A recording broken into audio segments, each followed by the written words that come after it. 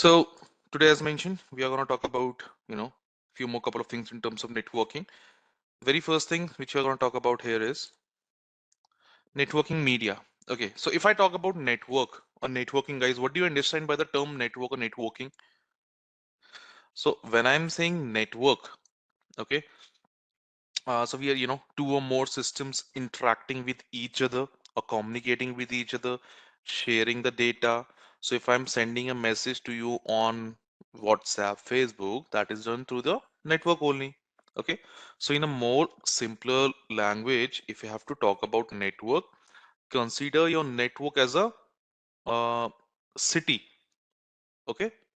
Consider your network as your city. Fine.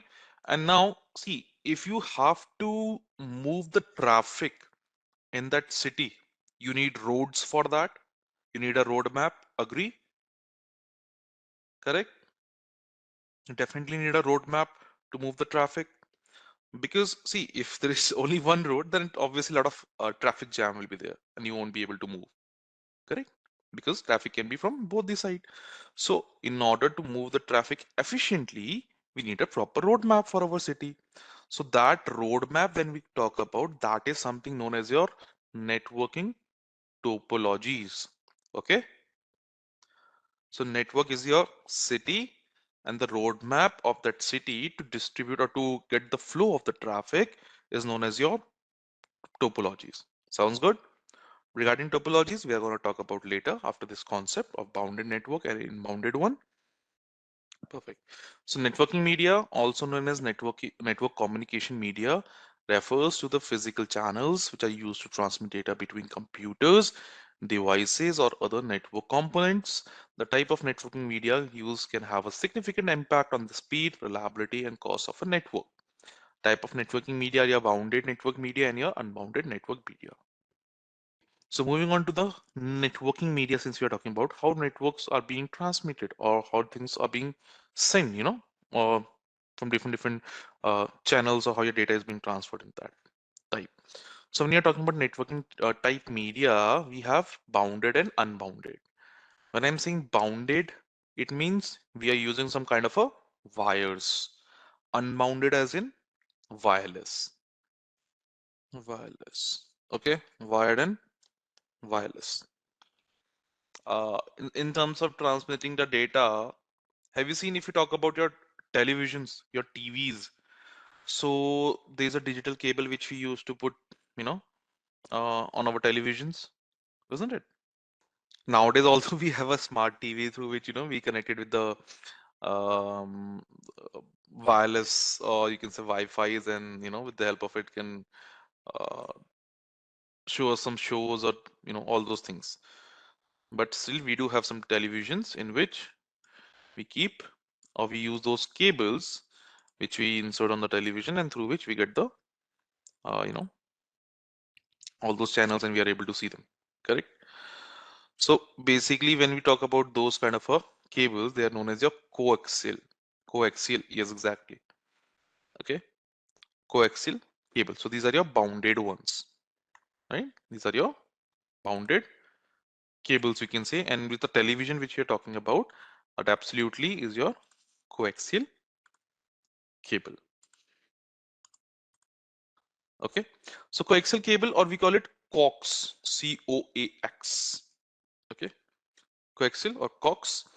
Basically, they are designed to transmit high frequency signals.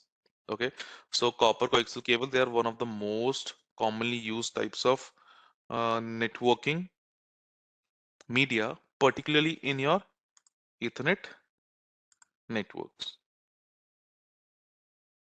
Okay, so these are one of the most commonly used type of networking media, particularly in the network. And coaxial cable consists of a central copper wire surrounded by layer of insulation, a metallic shield, and an outer jacket. You can say this plastic jacket is known as your outer jacket. You can say metallic shield is a conducting shield. Okay, then we have uh, your dielectric insulator, which is insulating layer, and then we have this inner conductor, or we call it center conductor also. That is the same thing. Okay, so they are designed to transmit the high frequency signals. Okay, so it is like you can say comprised of a round copper conductor, and then we have these three layers of insulation and shielding, which prevents any cross-talking from motors or any lightning disruption, or if there is any other sources of electromagnetic induction, it helps you to prevent from them basically. Okay, so these are there in order to prevent from any kind of these electromagnetic induction. Okay. So since these are very, coaxial, this shield construction we have in our coax cable or coaxial cable, that is the reason it supports longer cable lengths between two devices. So we generally have this, there are a number of different types of coax. Okay, but only like RG59, RG6, they get the most use of this residential based application, you can say. Okay, RG basically, if I talk about RG as in like this.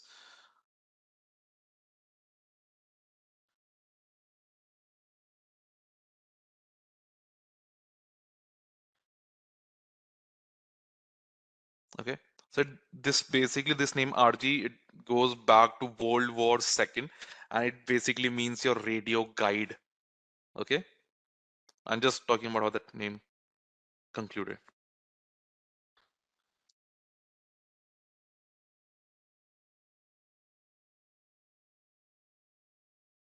Sounds good? Yes, exactly, Arun, correct.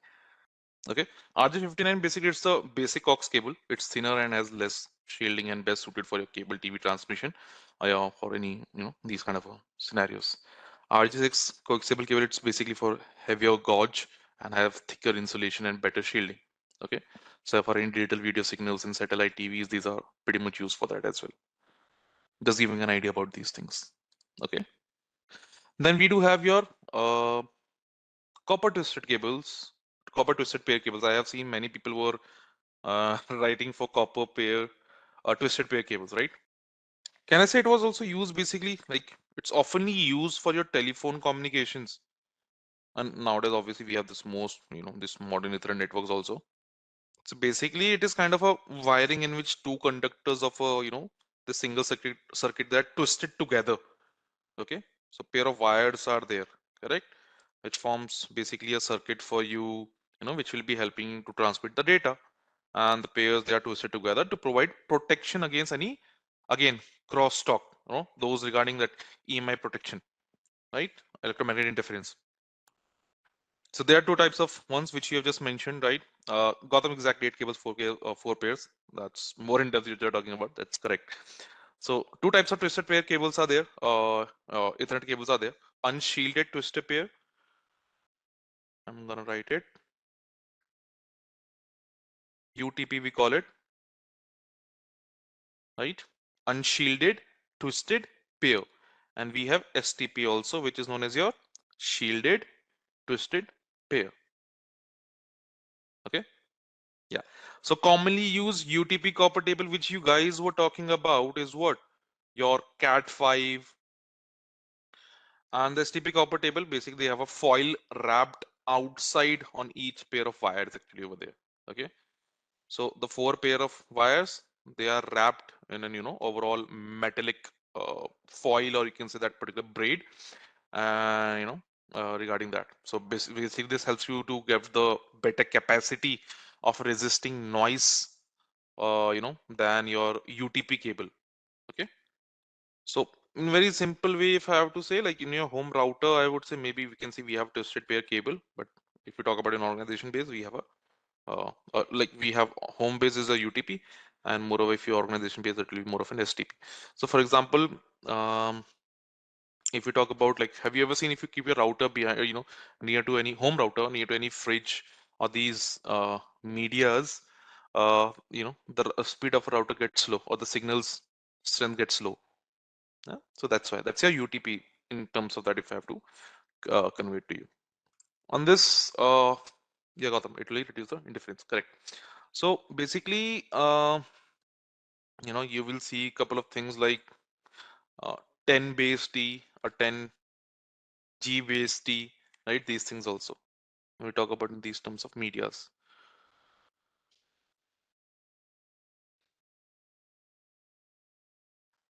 Basically, it's X base T if I have to talk about, right? X base T. So, so it's an Ethernet standard for your local area network. Okay, this 10 base T, if I'm writing this X base T, guys, it is your Ethernet standard for your local area network. Okay, uh, and one of your we can say physical media specified in your IEEE 802.3 standard. It is one of them, right? So 10, whenever if you see 10 base T, something like that, okay, 10 base T or X base T. So here X is replaced by your 10 in short. So whenever I'm writing 10 base T, guys, always remember 10 base T means it supports 10 megabits Mbps, we can say, per second, 10 megabits per second. Okay, this is transmission speed over your twisted pair, you know, cabling. And you can say it has a maximum length of 100 meters over there. Okay, 100 meters. Okay, so 10 refers to a maximum transmission speed of 10 Mbps over here. Base refers to your baseband signaling.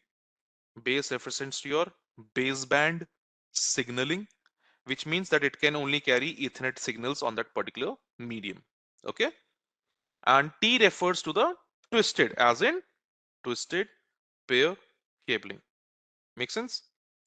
Transmission speed, baseband signaling, that means only Ethernet medium, it will only carry Ethernet signals on the medium. And T over here refers to the twisted, as in twisted pair cabling on this section. Then we talk about fiber optic cables. What is fiber optic cables? So fiber optic cable, as mentioned over here, fiber optic cables, they are a type of cable that uses optical fibers to transmit data. They are widely used in telecommunications, networking, and data transmission due to their high bandwidth, low signal loss, and immunity to electromagnetic interference. It consists of one or more optical fibers, which are thin strands of glass or plastic that transmit light signals over there.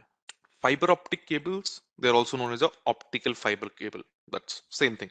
So they are type of Ethernet cables which consists of, you can say, one or more optic fibers that are used to transmit the data. Okay, so basically what is the key point over here is fiber optic cable that transmit data as pulses of light, right? As your pulses of light, correct, that go through tiny tubes of glass. Okay, nowadays you might have seen, we have fiber connections, isn't it? Right, so we generally go with that, correct.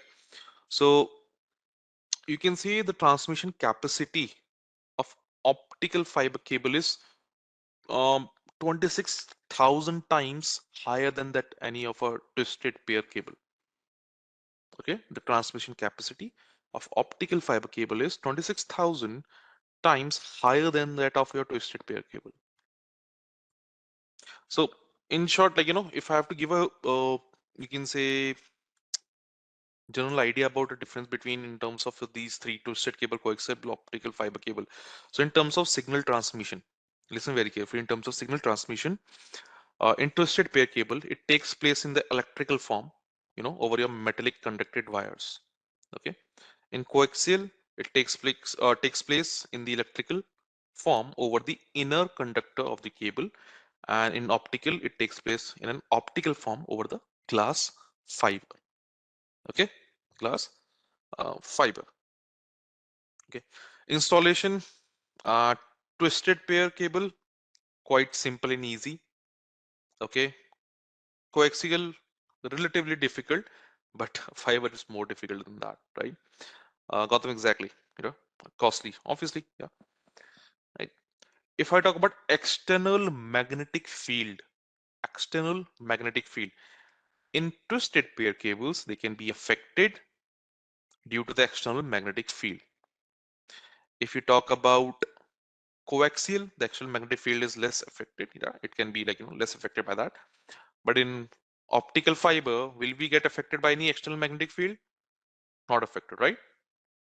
So in terms of, if I talk about any cause of power loss, so in twisted, power loss can be there due to the conduction and radiation, right? Similarly, for your coaxial, power loss can be there due to the conduction, but in optical fiber, you know, power loss due to there will be absorption, scattering, or bending of the fiber cable. That's why we have always seen, whenever you apply for the fiber connection, they say, wire is very sensitive, kindly take care of that. Just in terms of data rate, twisted pair cable, they support uh, I would say comparatively low, coaxial moderately, uh, fiber very high data rate is there, right? And cost, in terms of cost, fiber is the most expensive one. I guess you guys have already figured that out. But yeah, in terms of this, this is quite unbounded. As we were discussing, I guess you guys were also saying about the same. Unbounded network is what? Wireless networking, which is also known as unbounded network media. It is a type of networking that uses radio waves to transmit data over the airways, right? So components of wireless networking include your wireless access points, wireless networking interface cards, wireless routers, wireless adapters, right?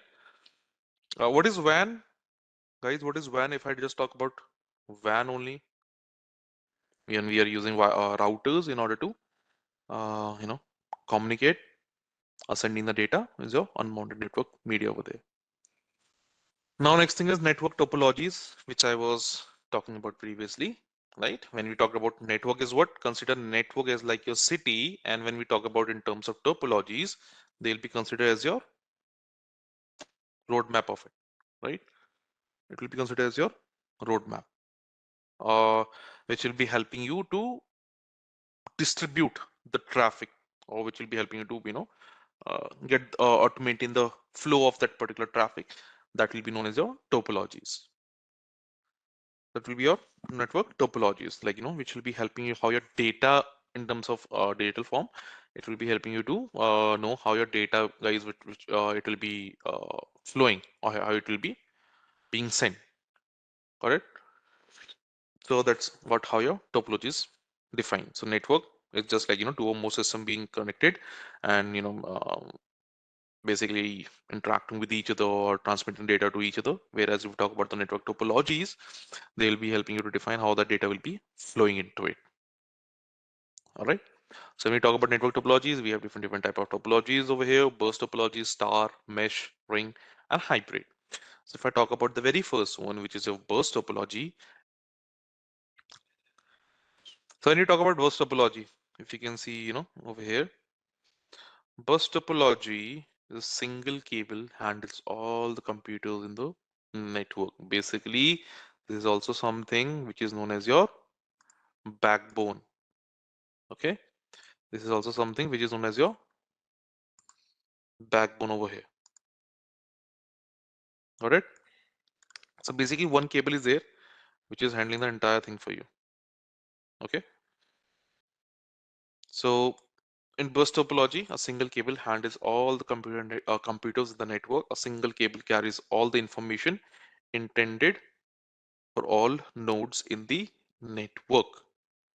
Okay, so in case if this cable uh, got any kind of a damage, the entire thing is gone. Okay, the entire thing is gone. And one more thing, if PC1 over here is trying to send anything to PC8, okay, if PC1 is trying to send anything to PC8, it will be gone over here as well. See,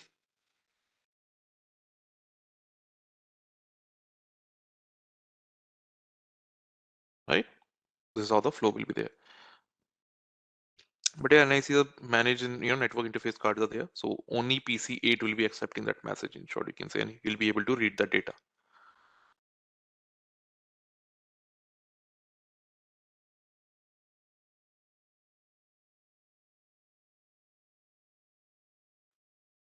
That's your bus topology. So this particular line which we have seen, in case if this line breaks, okay, in case if this line got any kind of a damage, entire connection will be down. Entire connection will be down over there. Okay, star topology. It consists of what? A central node connected to the computers in the network using a cable, right? So each node or computer in the network connects individually to the central node, right? So if you see the image also over here, each and every node is connected independently over there, correct? They are connected individually to the central node and the data is being transferred to them over there.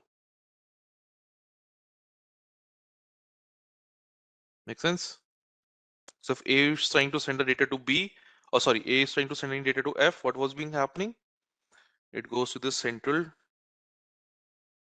server, we can say, and then from A, the request is taken into the one part, and it checks where is F. F is on the sixth part, right?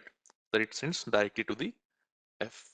Instead of sending it to everyone, it is being sent directly to the F1, correct? But in case if this, central one goes off, the switch which we are talking about, okay, if you're using a hub or a switch, that is a star topology, by the way, for everyone, in case if you're getting confused for this. If I'm using any hub or a switch, that is the example of your star topology right over there in terms of your local area network, your LAN connections, right? In case if this switch, if this main center part fails or is down, that means everything will be gone. All right, that's your star. Anyone who can tell me what happens in your the next one, which is your mesh topology? All devices are connected to each other. Exactly. Right? So mesh topology, all the computers in the network connect with each other. The design confirms the passage of data between every computer, even in the failure of any one computer. Right? What does that mean? That in case if this A, let's suppose this is A, okay, and this is your B. So in case if this failure is there, okay, or this line of connection is failure, or maybe many ways are there to transfer the data to B, right? Either this way, either this way, right? From here, then here, then from here to here. Many ways are there, as we can see, right? Even in case if this is down, okay, this C is down, still doesn't mean that data will be stopped. It can be still be transferred, correct? From here to here as well, or directly from here to here. Make sense? So, all the nodes or uh, devices that directly or partially connected to each other over here, you can say. Okay. So point to point connections, we can say it makes your point to point connection.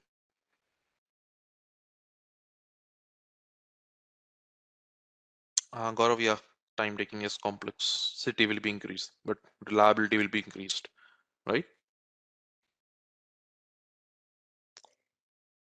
Hamda Al Mansuri, yes, absolutely right. The budget and various other factors are also taken into the consideration, isn't it? So in case, see, data transfer rate is high over here. Okay, data transfer rate is high.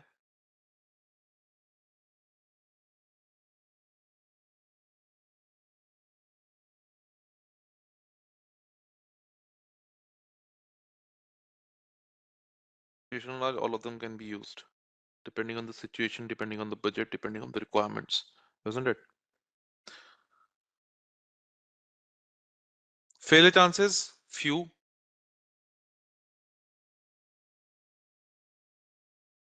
failure chances. Sorry about that writing. Okay, this is um, kind of acting weird. All right. Um, New nodes, as in new devices, A, B, C are nodes only. New nodes can be added easily, okay, as compared to others. And connection is made fast, okay. Strong connection is there. Uh, All the nodes, you can say, I can also include into in terms of security. If I'm talking about, like, all the nodes can make more secure network, and privacy of data is also stable in this one. Okay, as you know, connection between two devices, point to point connection, so it is more secure than has a few chances of to be used unauthorized way. Make sense? So mesh topology example in real time. Anyone heard about Zigbee or Google Home? I guess Google Home will make more sense, right? Right. So these are your example of your mesh topology. Then we have a ring topology, guys. What do you mean by ring topology? Token based, exactly. So ring topology connects all nodes in the network, right? The data circulates in the network until intended recipient accepts the data. Data travels on the network in how many directions? In one direction, right? In ring topology, these nodes, they're connected to each other in a ring form. Okay, the data travel from one node to another in a form of a ring. Okay, in a form of a ring. So suppose you can say computer A wants to send data to computer any, or computer 1 wants to send any data to computer 4 or something like that. Then this data will be first, placed in the packet, and then this packet is transferred uh, to computer B, then to computer C, and then finally to the computer D. Okay, so data over here, or you can say computer 1 to computer 2, then computer 3 to computer 4. So basically data is traveling in the form of packets in the ring topology. So if the data is received in the target node, then the this empty packet is passed to the next node until it reaches to the source code again over there. Okay, so that source code will finally know, for the source node will finally know that the data is received successfully. As in, one was sending something to 4, right?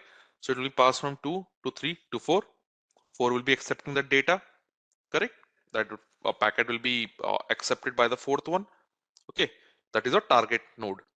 So then this will be, since the 4 will accept it, the packet becomes empty now. Now empty packet will be passed to your 1, so that once that empty packet is received by 1, 1 will get to know that this packet has been successfully received by your 4. Ring topology, it connects all nodes in the network. Data circulates in the network until its intended recipient accepts the data, and data travels on the network in one direction. So for example, if you talk about from this image, if you can see, here we are trying to say that 1 is trying to send any data to 4. Okay, we are taking that example, that 1 is trying to send any data to 4. We are taking that into consideration. So that data will be going to 2, 3, and then it will be reached to 4. Okay, so that packet has been received by 4 now. Now 4 will be doing what? 4 will be passing the um, empty packet, and that empty packet will be received by 1, so that 1 will get to know that this particular packet, whichever he 1 sent to 4, has been successfully accepted by 4. That's why the 4 is sending the empty packet. Okay, so it's a tokenized format. This is how it is going. Okay, do you know who is the father of topology, by the way?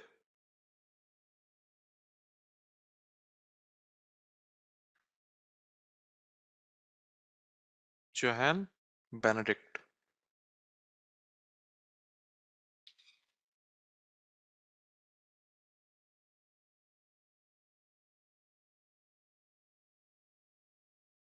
Around 19th century, I guess, if I'm not wrong. He introduced the term topology in the 19th century, something like this. Yeah. So that will be a ring topology, which can be used in your school, colleges, basically for small environment is being used by university campuses also. So it can include some optical fibers, you can say. Yeah, which is used in telephone lines where data and information can be traveled from one device to another in the unidirectional path to all other computers or laptops connected to the same network. These things. So it can be used basically in your LAN and WAN networks also. Now the next thing is networking devices. So since we are talking about networking, guys, obviously devices will be required, right? So we have hub, switches, router, bridge, gateways, modem, and repeater. Okay. So if I talk about hub, so it's not so smart device. right? When we talk about hub, guys, hub is absolutely not so smart device. What it does basically, it does what? It broadcasts your messages. Agree? It broadcasts your. So if A is, let's suppose A is a hub, right? Here it is a hub, right? If this device is trying to send anything to other device, what basically this hub does, it will be sending it to each and everyone connected to it, right? But for whosoever it is meant to be, only that particular device will be able to read it or to, accept it. Others will be neglecting it. Um, yeah, so hub is like, that's why we call it dumb device, because it broadcasts a message to each and everyone. Now think about in this way, guys. Although I'm not talking in terms of like more technical right now, I'm just giving an idea about it. What if an attacker is there sitting over here in the hub network on this one of the system? So it means that attacker is also receiving the same message or same data, right? Agree? And through some malicious ways, that attacker can read the data also. Kind of if you talk about, sniffing is a concept in terms of cybersecurity. We're not diving into it. I'm just giving an idea. Sniffing is a concept. Okay, that is related to this one. So if you're using hub, quite of a, chances are that attackers can get to it. It's prone to hack, yes. So hub is a network device that is used to connect multiple devices on network. Hub works by receiving data from one device and sending it to all other devices connected to it. All devices connected to a hub receives all the data that is transmitted on the network, regardless of whether the data is intended for them or not. Switches, right, guys? What is a switch? Switch is a networking device that connects devices on a network and enables them to communicate with each other. It operates at the data link layer of the OSI model and is commonly used in LANs.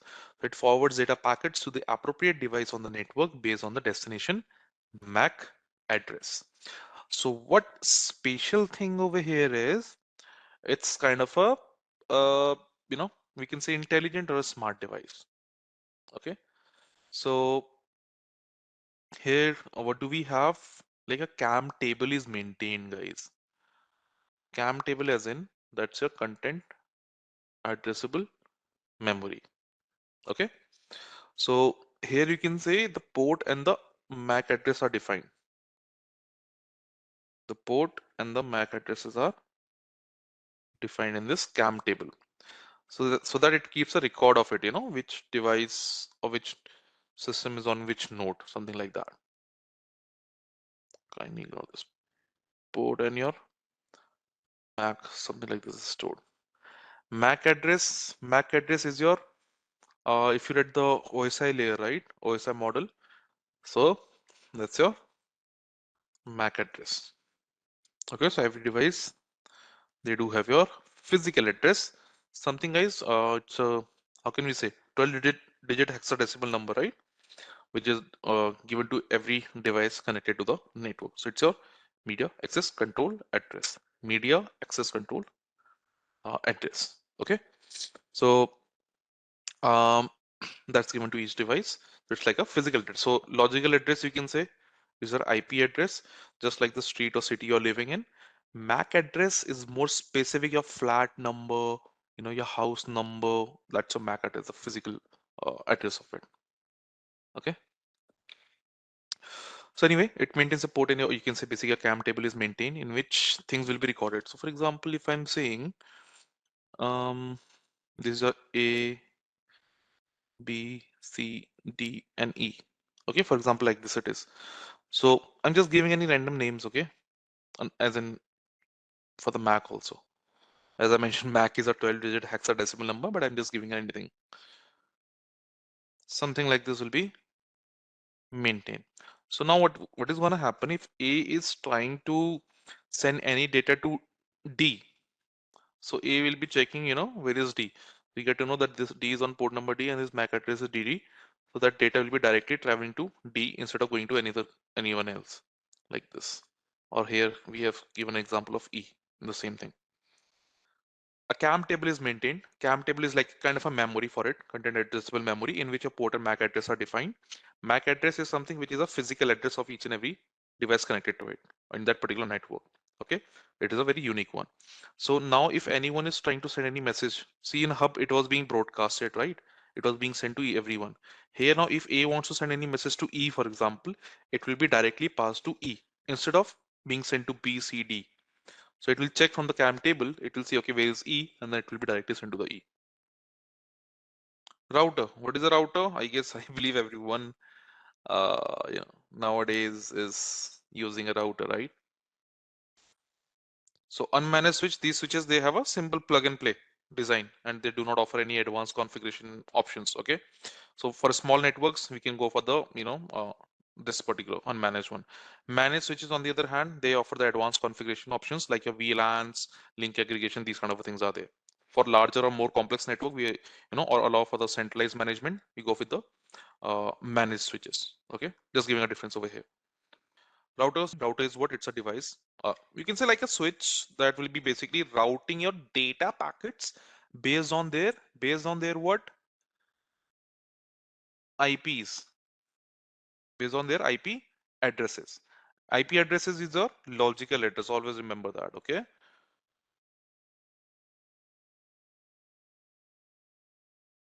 Okay. So if you check for the network configuration in your system also, in your network adapters, you will see there's a IP address written over there, like 192.168.0.1, something like this. Okay. Clear? So uh, router is what? It's your network layer device, right? So router, they can normally connect your LAN and WANs and have a dynamically updating routing table, which is based on which you can make decision routing your data packets basically. Okay. So it can have, or you can say it has your dynamically updating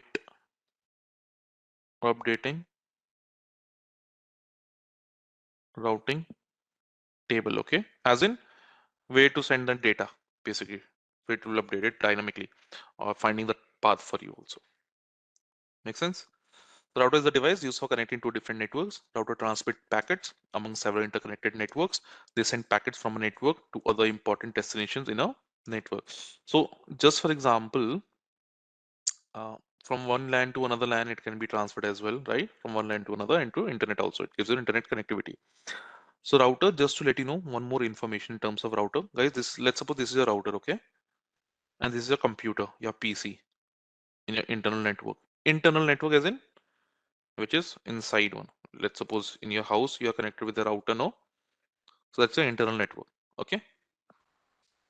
And then we have internet also as an external world, isn't it? External world. Makes sense. So just to let you know, uh, just to let you know, router on this side, guys, you will get your private IP, or we can call it also internal IP.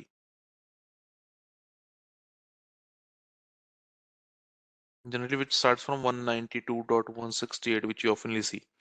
On this external site for the world, it will be totally different one.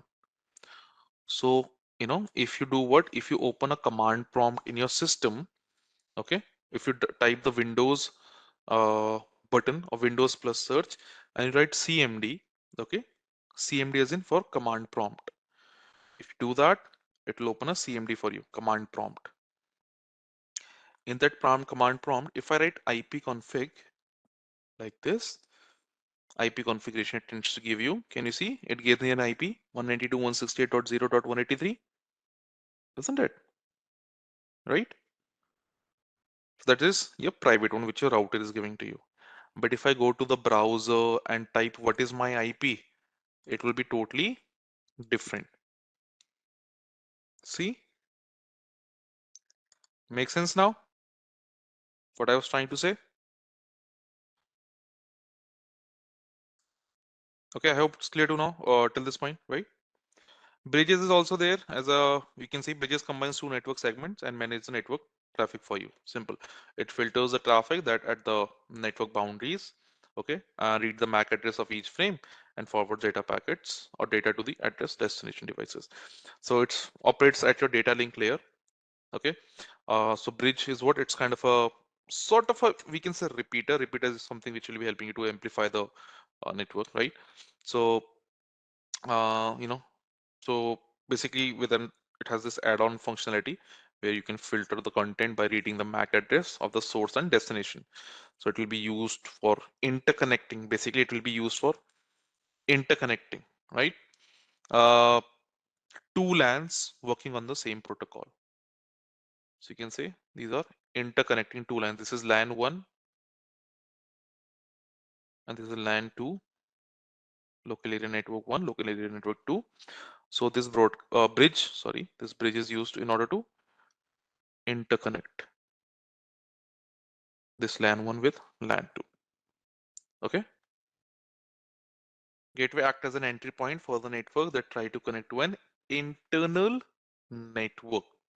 Okay. So as the name suggests over here, it is a passage, okay, to connect two networks that may work upon different networking models over there, right? So they work basically as a messenger agents that will be taking data from one system, interpret it and transfer it to another system. Okay. Nowadays the routers including it, right? Nowadays we are having in router only, isn't it? So they work as a messenger agent that will be taking data from one system, interpret it and transfer it to another system. Okay. So it acts like a gate among the networks. Clear? So it is like defined as a node, we can say, which act as an entrance for the other nodes in the same network. Okay. So helping you to enable the traffic flow within the same network. All right. Adding to this, modem is there, which you have used for the, you can say in terms of internet also, right? So modem is a networking device that allows devices to connect to the internet using a telephone lines, cable, fiber optic connection. You have used this modem connections also, right? Isn't it? When you go for the Wi-Fi connection, you might have seen a modem being used or mobile connections along with that, or telephone connections are, attached to it. So it's a contraction of the words modulator and demodulator, and its primary function is to convert. Basically, the primary function is to convert your digital signals into your analog signals and vice versa. That's a main working or a key line for this particular thing, which is your modem. Repeater, as I mentioned, repeater is what like an amplifier, basically. Okay, so repeater they operates as your physical layer. So as a physical layer, its job basically, to regenerate or amplify the signal that have weakened over long distances, right? So they regenerate the signal over the same network before the signal becomes too weak or it becomes corrupted, and then basically it extends the length, so that the particular signal can be transmitted over the same network. All right. So, uh, you know, when the signal becomes weak, basically they do what? They copy it bit by bit, and then they regenerate it as a, you can say, a characters and, connecting to the original strength. So it's kind of a two-port device. Okay, two-port device.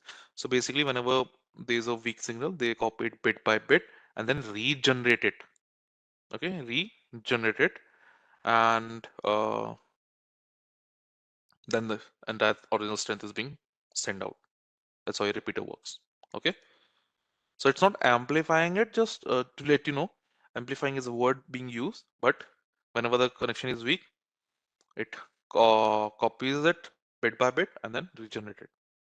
Then TCP IP suite, if you talk about, uh, previously you might have read about what, if I'm not wrong, OSI model, right? So TCP IP is there, right?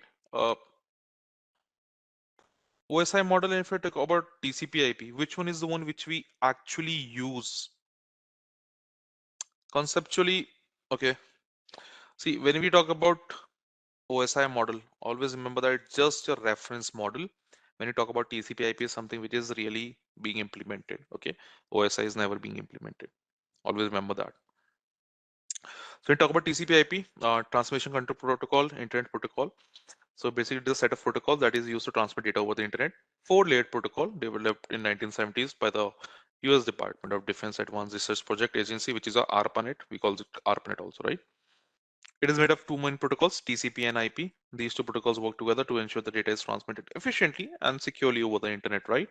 It describes that the end-to-end communication between two machines and thereby determining the addressing, routing, and transmission of data.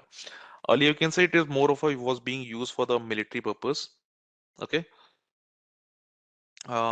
basically it is used for a military purpose. Okay, then the government went and then it is made publicly. In this one, basically, if we talk about earlier, you can say without this TCP IP thing,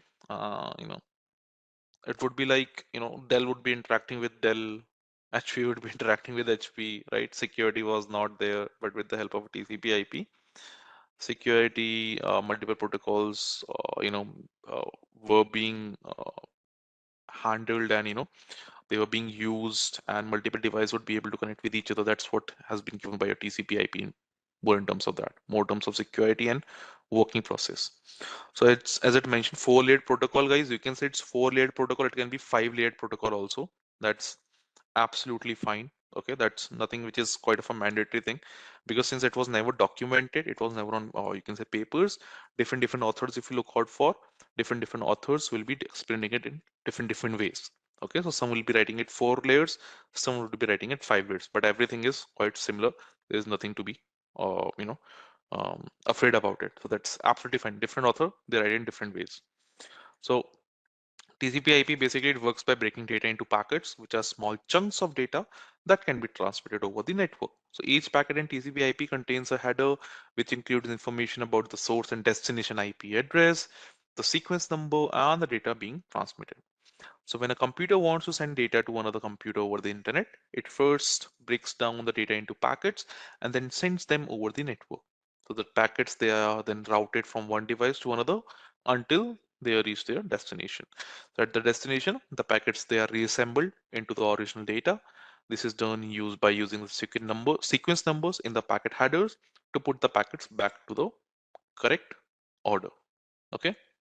So guys, TCP IP, or as mentioned over here, it includes headers where your source destination addresses are there, your sequence number, which will be telling in case if a packet has been not been sent or dropped, it will be helping you to note it down which packet is not being transferred yet, right? That sequence is, it helps you to maintain that particular sequence. And whenever it is received by the receiver, how that particular packets needs to be, sequenced, that is also helpful. That is also done by the help of your sequence number. Then yeah, so the four layers which we were talking about previously, right? So application layer, transport, internet, and network is still there.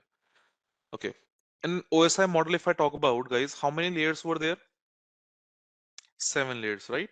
So in which application layer, presentation layer, and your session layers, layer number 7, layer number 6, layer number 5, correct? They are all included in terms of your application layer for your TCP IP. Just always remember that. Okay, in this application layer, in terms of application working of TCP IP, I'm just like talking about the application layer, the presentation, and your session also. It's all included in your application layer of your TCP IP. Okay. Then transport layer, if you talk about, again, responsible for end-to-end communication between devices, it includes protocols such as TCP, UDP, right? TCP as in your, which one is connection oriented and which one is connectionless, or which is reliable and unreliable?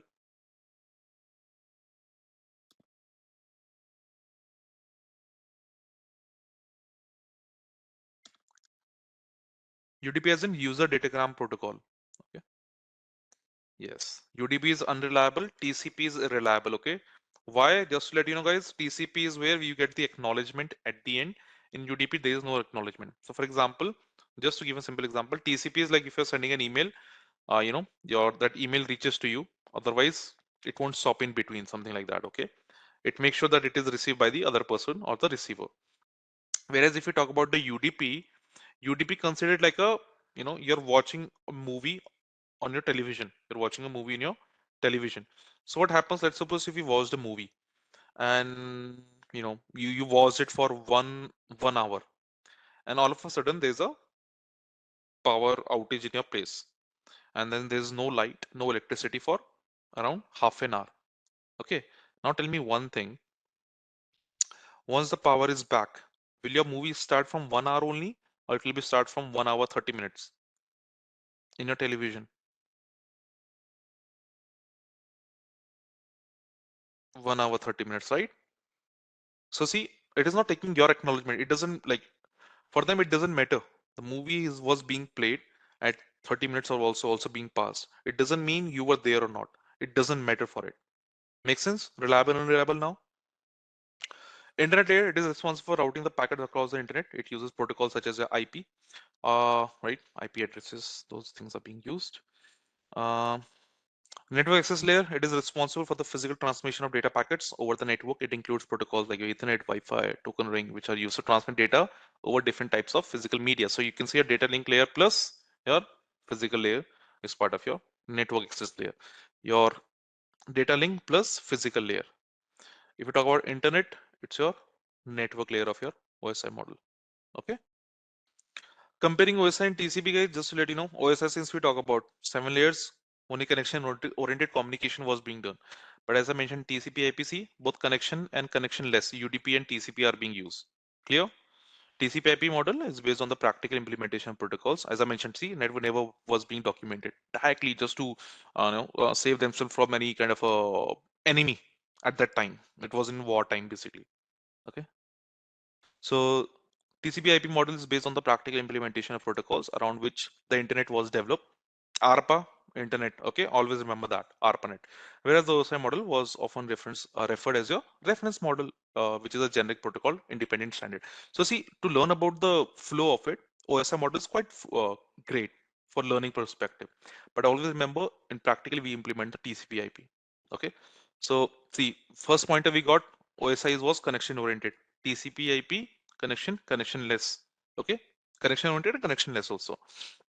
OSI model defines services, intervals, and protocols, where TCP/IP does not provide a clear distinction between these things, right?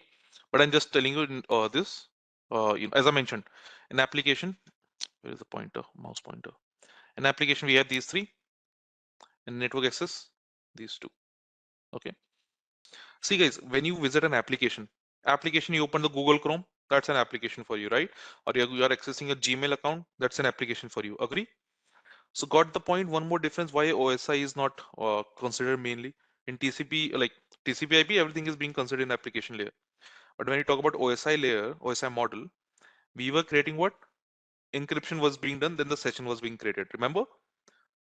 But it's actually the other ways around. IP is a network layer protocol present in a TCP/IP communication protocol suite. Okay, so data is always sent as packets or datagrams in the networking, right? In network layer, we send in terms of packets. Always remember that. Okay. In transport layer, data segmentation is there. In network layer, the data is known as your packets.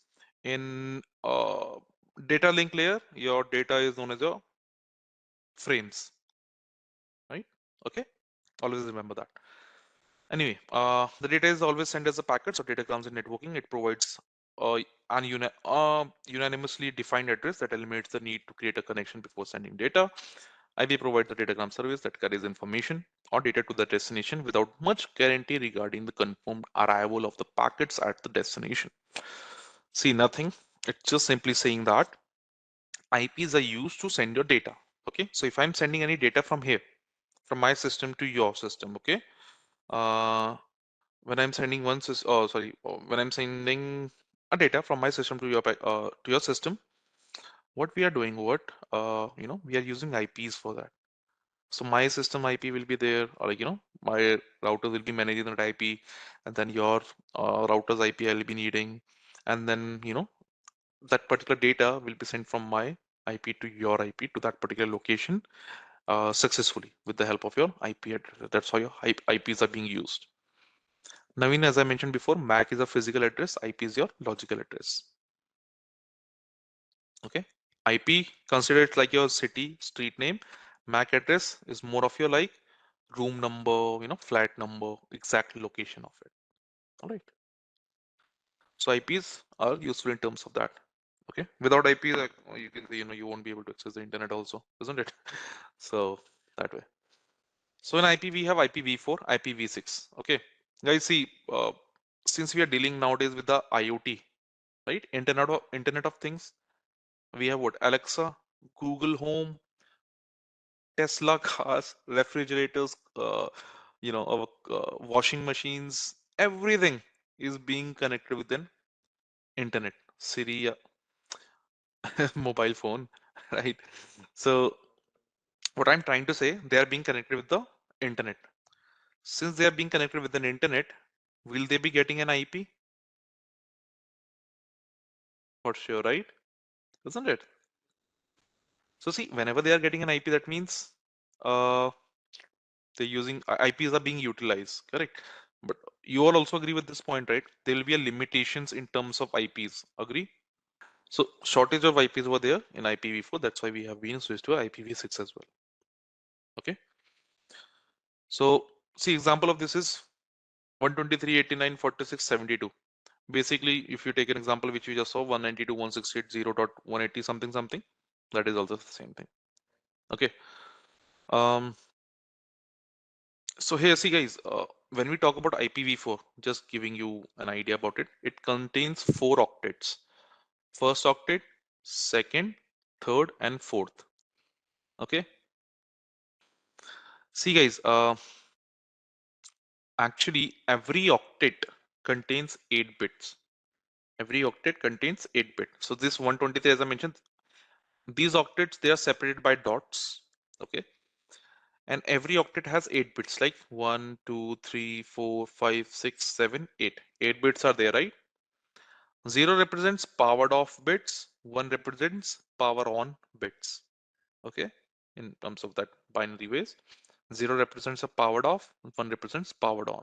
Okay, now see, when you one thing, why I said 255 is the maximum number, I'm just taking a blank page for that.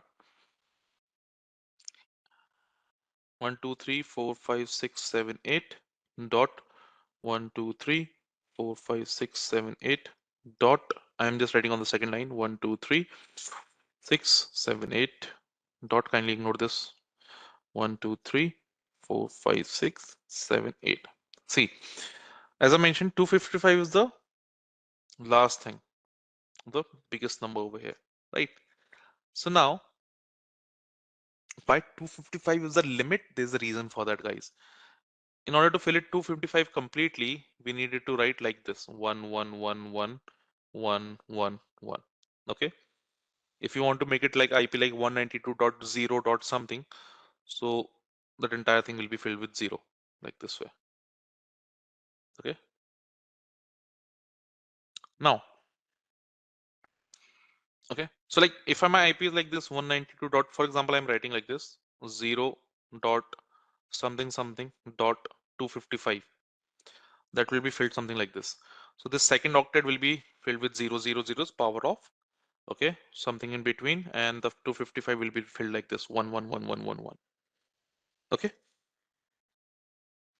Now why 255 is the highest number over here? Reason being, guys, if I convert it, this binary to decimal format, if I have to convert it, it will be converted in this way. You know, remember 2 to the power 0, 2 to the power 1,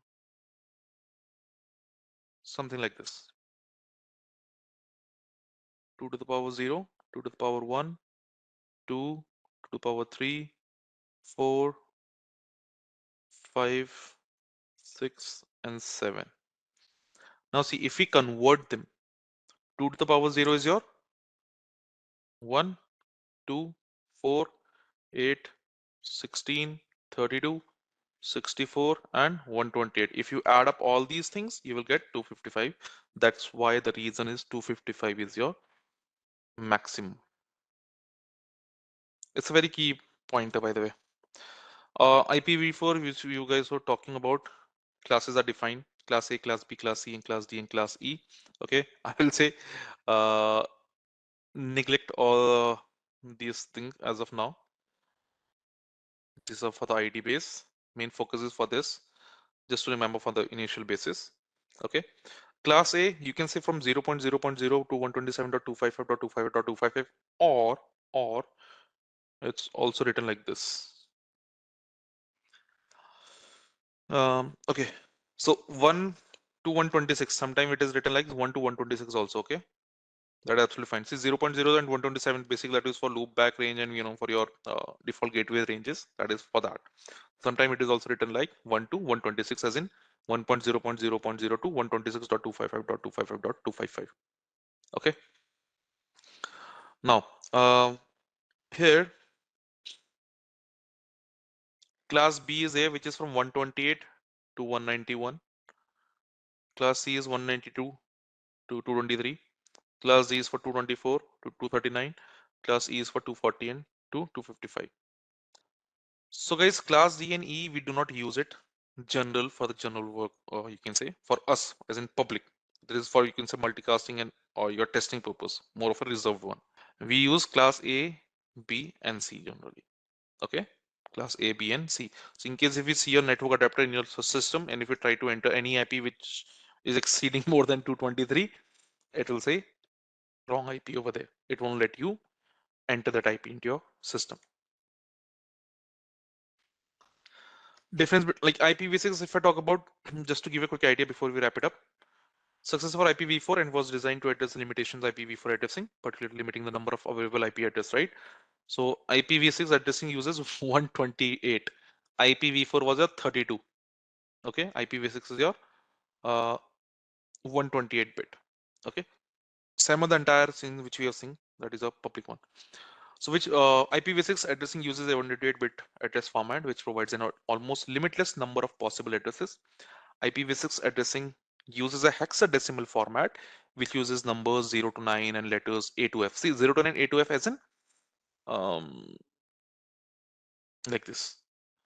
We define number like this: 0, 1, 2, 3, 4, 5, 6, 7, 8, 9, 10, 11, 12, 13, 14, 15. So A is represented by 10 is represented by A, 11 is with B, 12 is C, this D, this E and F, like this. Okay, 0 to F. So 10 is represented in terms of A, because see IPv6 longer IP is there. So if you use numbers, quite complicated things can get. So in order to sort it out, we use hexadecimal format now. Okay. One of the main advantage of IPv6 addressing is much larger number of available IP address compared to IPv4 with 128 bits. There are approximately these many possible IPv6 IPv6 addresses are there, which is a significant increase from 4.3 billion addresses available in IPv4. Like trillions IPs are available in IPv6 in short. Okay, these are a couple of things which are example of IPv6 is mentioned over here. Okay, so that's how IPv6 is displayed. See, hexadecimals are being used. DB, right? This way. Clear? Difference deployed in 1981, 1999 for IPv6, 32, 128, separated by the dotted decimal notation. Hexadecimal notation is there. Example is this. Example is this. Prefix notification, right? CIDR notation we can say over here is also there. /1. Total number of address here. Oh man, that's quite big over here. Configuration, manually perform static or dynamic configuration. Auto configuration of address is available.